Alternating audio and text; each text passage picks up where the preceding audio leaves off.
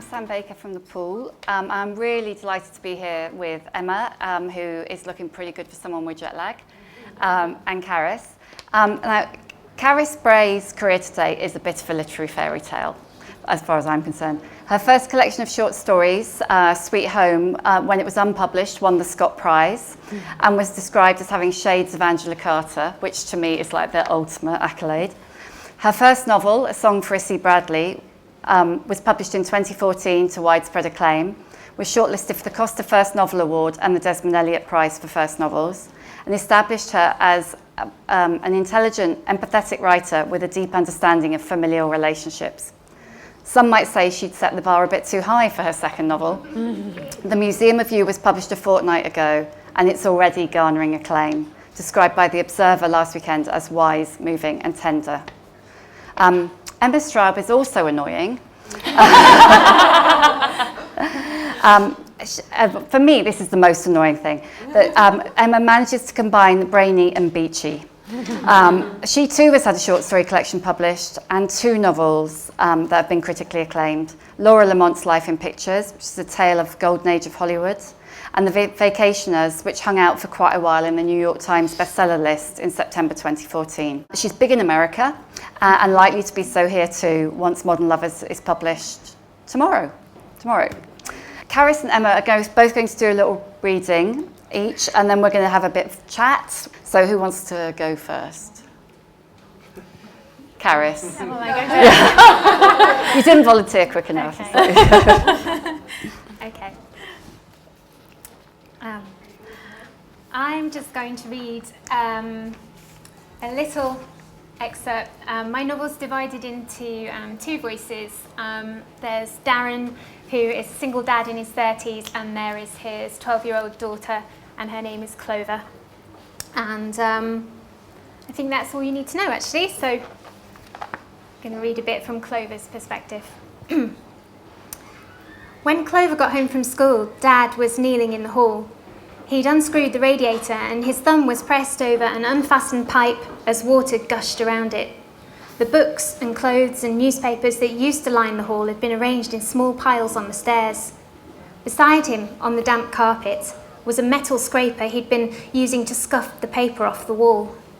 Just in time, he said, "Fetch a bowl, a small one, so it'll fit." She fetched two and spent the next 15 minutes running back and forth to the kitchen, emptying one bowl as the other filled. Dad calling, "Faster, faster! Keep it up, Speedy Gonzales." His trousers were soaked and his knuckles grazed, but he wasn't bothered. Occupational hazard, he said, as if it wasn't his day off, and plumbing and stripping walls was his actual job. Once the pipe had emptied, he stood up and hopped about for a bit while the feeling came back into his feet. "I helped Colin out with something this morning," he said. "The people whose house we were at had this rail thing. It was posh. Just a bit of wood, really, right about here." He brushed his hand against the wall beside his hip. Underneath it, they had stripy wallpaper, but above it they had a different, plain kind. It was dead nice, and I thought we could do that.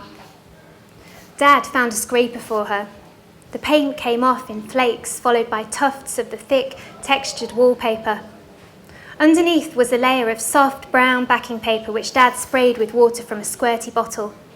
When the water had soaked in, they made long scrapes down the wall, top to bottom, leaving the backing paper flopped over the skirting boards like ribbons of skin. It felt like they were undressing the house. The bare walls weren't smooth, they were gritty, crumbly in places. As they worked, a dusty smell wafted out of them. It took more than an hour to get from the front door to the wall beside the bottom stair. That's where Dad uncovered the heart. It was about as big as Clover's hand, etched on the wall in black permanent marker in Dad's handwriting. "Darren and Becky forever." "I'd forgotten," he murmured. And then he pulled his everything face. The face he pulls when Uncle Jim is drunk, the face he pulls when they go shopping in March and the person at the till tries to be helpful by reminding them about Mother's Day. The face which reminds her that a lot of the time his expression is like a plate of leftovers. She didn't say anything, and although she wanted to, she didn't trace the heart with her fingertips. Instead, she went to the bathroom and sat on the boxed, pre-lit Christmas tree Dad bought in the January sales. When you grow up in the saddest chapter of someone else's story, you're forever skating on the thin ice of their memories. That's not to say it's always sad. There are happy things too. When she was a baby, Dad had a tattoo of her name drawn on his arm in curly blue writing, and underneath he had a green four-leaf clover. She has such a brilliant name, chosen by her mother because it has the word love in the middle. That's not the sort of thing you go around telling people, but it is something you can remember if you need a little boost, an instant access happiness top-up. It even works when Luke Barton calls her Margie Reen. Clover thought of her name and counted to 300. As she counted, she drew her finger through the dust on the Christmas tree box. Once she'd finished counting, she wondered about the factory where the tree was made. Who assembled it? Who touched it and packed it? Made in China, it said. There were probably workers' fingerprints all over the box. There might even be specks of skin and hair inside it. She thought of all the things her mother might have touched in each room of the house. Had she a favourite mug? Was some of the dust in the second bedroom made up of her skin? If the police came, might they find her fingerprints? When she went downstairs, Dad had recovered his empty face, and she couldn't help asking a question, just a small one. Is there any more writing under the paper? I don't think so. She didn't do a heart as well. Help me with this, will you? They pulled the soggy ribbons of paper away from the skirting and put them in a bin bag. The house smelled different afterwards, as if some old sadness had leaked out of the walls.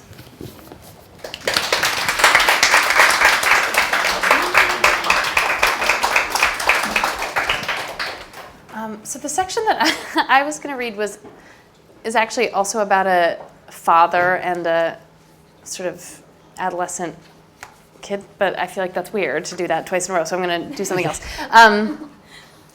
So instead, I'm going to read, so in Modern Lovers, there's a couple named Elizabeth and Andrew, and they've been married for a long time, but when they were in college, they were in a band, and the band was a terrible band, but they had one song. Elizabeth wrote one song that became this big sort of anthem, and I'm going to read this little section about her writing that song. So all you need to know is that it's really hot and sticky, yucky, New York City summertime. It's the middle of the night, and they are in bed. Andrew is asleep. Her husband is asleep. Okay. Elizabeth was happy in her marriage. She really was. It was just that sometimes she thought about all the experiences she'd never gotten to have and all the nights she'd listened to the sound of her husband's snores and wanted to jump out a window and go home with the first person who talked to her. Choices were easy to make until you realized how long life could be. It was flattering the way her song had stayed relevant. Some hits aged badly. No one felt that Who Let the Dogs Out accurately described their inner workings. But Mistress of Myself, that's her song, had aged better than most. Pissed off young women, sensitive young men, teenagers of any description as long as they were angsty, breastfeeding mothers, anyone who had a boss he hated or a lover she wasn't getting enough attention from. The song was applicable in a surprising number of categories. She'd written the lyrics quickly. It was the fall of her sophomore year, and she was sitting in one of the round chairs in the school library. Designed in the 1960s, they were called womb chairs because they were deep enough to crawl into, round and cozy, and surely there had been at least one student who had tried to stay in one for 9 months at a time. The insides were upholstered, and it was best not to think about how hard they were to clean. Elizabeth liked to curl up in one of them and read or write in her notebook. Everyone else at Oberlin was all hot and bothered about Foucault, but she was far more interested in Jane Austen. She was reading Sense and Sensibility for Pleasure, and that's where she saw it. on one of the very last pages when Eleanor was trying to prepare herself from a visit from Edward, with whom she was deeply in love, but who she believed had forsaken her. I will be calm, I will be mistress of myself, Eleanor thought. Elizabeth understood it completely, the desire to be in control, the need to speak the words aloud. No one in St. Paul, Minnesota had ever truly been her own mistress. Elizabeth's mother and her friends all went to the same hairdresser, shopped at the same stores, sent their kids to the same schools. Elizabeth swiveled the chair round so that it was facing the window and opened up her notebook. The song was finished 15 minutes later. She showed the lyrics to Zoe and Andrew and Lydia later that afternoon, and the rest of the song was done by the time they went to bed. The band was called Kitty's Mustache, a hat tip to Tolstoy's heroine. They were regular college kids in love with the idea of their own cleverness. No one had ever thought of anything before. It was the best night of her life to date, easy. She and Andrew weren't serious.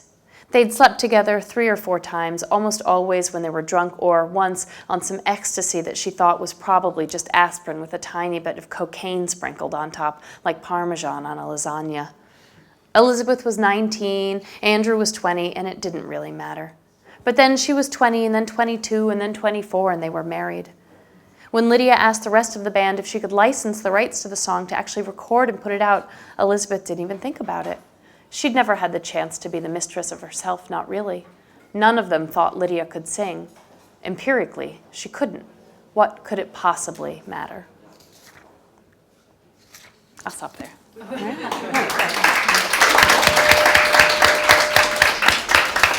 These books don't actually have that much in common on the face of it, because your books are meant to be funny. Yeah. And Carys' books are mainly quite teary, actually. I mean, uplifting, but sad.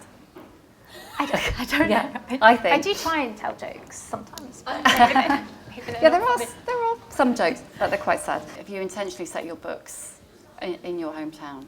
They both are. Yeah, when I first started writing a bit, I felt like that wasn't allowed. I don't know why I felt like that. Nobody had said it wasn't allowed. It was just that I had this idea that you shouldn't write about small northern town.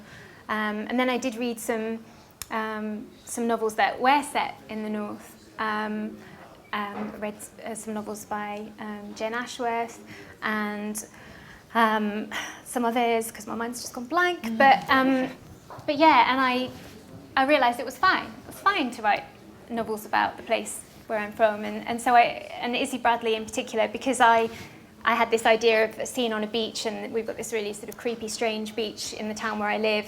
That just worked really well. And then when I started writing the next novel, I thought, where shall I set it? And I just was like, well, I'll just set it in the same place. Yeah. So I did. Yeah. See, I actually think. Sorry. No, go on. Go for it. Yeah. Actually, no, I would like that. That's I actually better. think that you're. It's sort of lucky that you feel like your hometown is yours, and that it's one of your jobs to sort of expose it to the world, and to not expose in a bad way, but just to sort of to tell people what you observe. Whereas my hometown, this little podunk New York City, is so over-described that it can be really hard to feel like it actually took me a long time to give myself permission to write about it also, because I felt like it was so oversaturated that I was like sort of trying to scurry around and find my Find what to say. my spot. And there are a lot of Brooklyn novels, aren't there? In the past, you said you didn't want to set a novel in Brooklyn, so why did you change your mind this time? Well, for a few reasons. I mean, the first reason was that it was because I figured out, I realized that if I set it in this particular neighborhood in Brooklyn called Ditmas Park, that isn't like the rest of Brooklyn, and it really isn't like the rest of New York City, that I could show, hopefully, that problems that people have in New York City are problems that one could have anywhere, and that there are parts of New York City that look like, any town, USA, with porches and driveways and things like that, which is not, I wanted to sort of, I felt like if I was going to add something to the noise, that I wanted it to be that I wanted it to be much quieter, and for it not to be about, sort of cute 20-somethings running around town. I wanted it to be about adults with lives and jobs and kids and schools and, with things that lots of people could recognize. I think grief is a theme, isn't it, in both of your books? Yeah. And the Times, rather dramatically actually, at the weekend called you a gifted pathologist of the bereaved. That was really creepy. Yeah. That's maybe not like the front cover, maybe the back cover. Yeah. I was always rubbish at science as well, so Yeah. you wouldn't want me anywhere near pathology. Maybe like an emotional pathologist. Yeah, maybe. I love the Mistress of Myself idea. It's so brilliant. How did that just come to you? I'm going to hate you even more. No. It was just like a great idea you had in the middle of the night. Well, I knew that I wanted them. I knew that I wanted them to be a not very good band that had made this one really perfect song. And I thought, what would I do if I were like an English major who was in a band writing a song? Like that's what I would want to steal from somebody else. And so I was just like flipping through my Jane Austen novels. And I saw that line and I thought like, yeah. And it's so nice. I mean, because so much of writing is like just horrible, excruciating work where you just have to try, and then you go back and think, ugh, no, But yeah, sometimes things just appear and you see them. It helps if they're already written in somebody else's book and you just see it on the page, so it looks real, But yeah, no, I knew when I saw that and I thought, oh yeah. You're both short story writers. Do you find that easier or harder than novels? At the moment, harder, because I feel like it's like running. Although I don't know why I say that, because I've never run anywhere in my life. But But if you did, it would be like that. Yeah, it would. It would be exactly like that. It's just like for me at least. I find it's like a different discipline, and I get completely out of condition, and then I had a short story commission which I was working on earlier this year, and I thought it would take me maybe 2 months or something, and it took me about 4 months to write one short story.